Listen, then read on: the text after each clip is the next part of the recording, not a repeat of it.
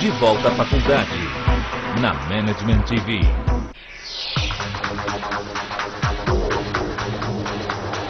I was just wondering, what would you consider to be the worst investment you've ever made? The worst investment I ever made?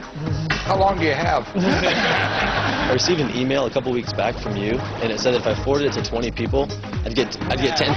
I still haven't seen the money yet. My favorite was they offered to cover my legal costs for just $1 a month. What do you think are some of the most important or most challenging societal issues that we face? I think the issues of equity. We got lucky tickets in life. We got a ticket that said American. We got a ticket that said intelligent. What is the best piece of advice you've ever been given? What did I tell you that impressed you the most? The world's richest billionaires, Warren Buffett and Bill Gates, give students advice on how to get a job, how to find success, and how to help change the world. Coming next on Buffett and Gates Go Back to School.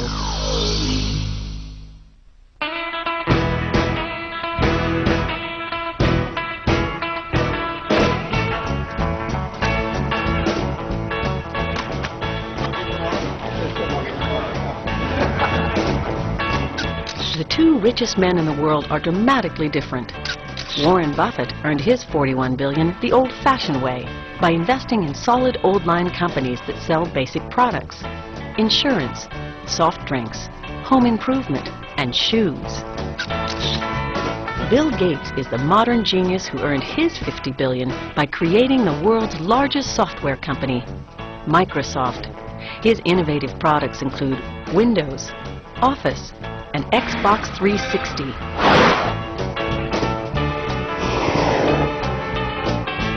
In spite of their differences, the two men are close friends, and they share a common passion: interacting with America's brightest students. Today, Buffett has invited Gates to join him in a dialogue with students from the University of Nebraska School of Business Administration. Buffett earned his bachelor's degree here in 1950. There was a girl I had a big crush on, and she was paying no attention to me. She was going with some guy to play the ukulele, and I thought it must be because of the ukulele, so I got a ukulele and learned to play it, and she still ignored me. Both men relish the opportunity to engage in spirited discussion with members of the next generation of business leaders. The one condition they placed on this event is that no faculty, staff, parents, or reporters will be allowed to talk. Only students will ask the questions. We're all pretty excited just to have the opportunity to meet with the two richest people in the world. There's a lot of questions. I've been waiting for this like all week. I'm feeling pumped. I'm excited to see these people. Got it? Terrific. Well, this will be great. Please give a warm University of Nebraska-Lincoln College of Business Administration welcome to Warren Buffett and Bill Gates. As the men take their seats, students selected by the faculty of the business college are ready with questions that have not been shared with either Buffett or Gates. The students begin with one of the most difficult questions facing business today. Hello. Hi. My name is Kim Martin. I'm a senior finance major here at the university. My question is, how do you instill ethical leadership throughout your organization? And to begin with, how do you know that the management one level below you is making decisions that would parallel your own? We have all the money we need. You know, we'd like to have more, but we can afford to lose money. But we can't afford to lose reputation, not a shred of reputation. And therefore, I ask the managers, I ask them to judge every action they take, not just by legal standards, although obviously that's the first test, but also by the test, what I call the newspaper test. How would they feel about any given action if they knew it was to be written up the next day in their local paper, to be read by their family, by their friends, by their neighbors, written by a smart but kind of unfriendly reporter. And if it passes that test, it's okay. And I tell them if anything is close to the lines, it's out. And they can always call me if they wanted to check something. But if they call me, there's something wrong with it probably anyway. So, and that's about it. In Microsoft's case, our top management team, the majority of them joined us as right after whatever degree they got, if any. Now, our business in many ways is kind of simple. It's about writing great software. We sit down every year to go through the various things that people have to be careful about. We have products that have high market share. We do business all over the world. So there's some particular dictates, how you work with suppliers, gifts they might come forward with. But it's mainly the seeing these people in action that make us confident about their behavior. I should mention that I am the only college grad up here. I mean, yeah, I'll be taking my Harvard shirt off pretty soon because I didn't complete the whole course, so I didn't think I should leave it on the whole time. Well, they don't allow you to wear it more than half the day, as I understand it. Hi, I'm Tara Steinbach. I'm also a senior finance major at the university. And this is for Mr. Gates. Since you joined the board at Berkshire Hathaway, have you considered possibly taking over for Mr. Buffett when he retires? I'm going to take notes on this one if you don't mind. Yeah, this being on the Berkshire board is a real honor for me. And I just joined the board last December. I have to say it's not very remunerative. I couldn't even make the flight out here on my Berkshire director's fee. I didn't hear that part.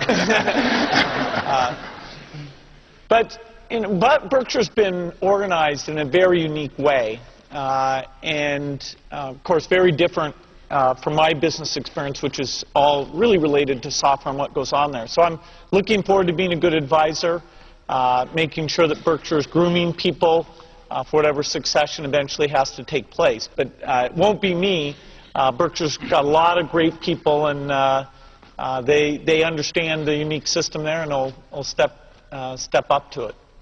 We pay our board, our directors, $900 a year, and I really would like to pay them more, but Bill's so far ahead of me on that Forbes list already. I don't want to give him any ammunition. And seriously, we're very, very lucky. I mean, there are people that would pay anything to have Bill on their board, and it's a real act of friendship that he has come on the Berkshire board. It takes a lot of time. If the rewards are there, they're only psychic, but to have him there, you know, with the small difference in our ages, makes me feel very good. I'm the older, actually. I just explained it. It makes me feel very good to know that I've got people of both of the quality and the experience and everything else to make that decision when I'm not there the next morning. So I'm very grateful. Okay, thank you. Here it comes. Yeah.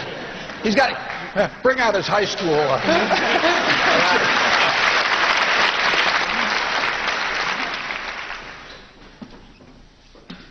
I'm Brian Poppy. I'm a junior actuarial science major.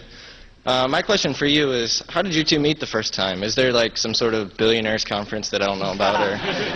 Yeah, we have these things. We don't talk about them. No, I met Bill on July 5th, 1991. And I was out in Washington as a guest of a friend of mine who was an editorial page editor of the Washington Post, and she knew Bill's parents and said, we're going down to this place on the Hood Canal to meet the senior Gateses, and Bill may show up, and I'll let Bill take it from there. Well, it was a funny event because my mom was very sociable and always, you know, getting people together, and I at this time didn't believe in vacations. You know, I was totally focused on my job, and so when she said to me, "You've got to come out and meet," it was Warren and Catherine Graham and a couple other people.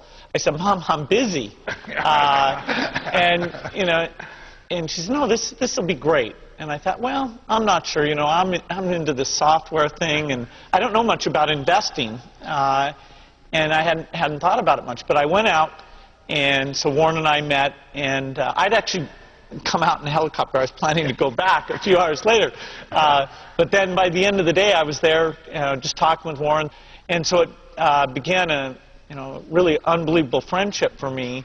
And, I could tell that even though we came from different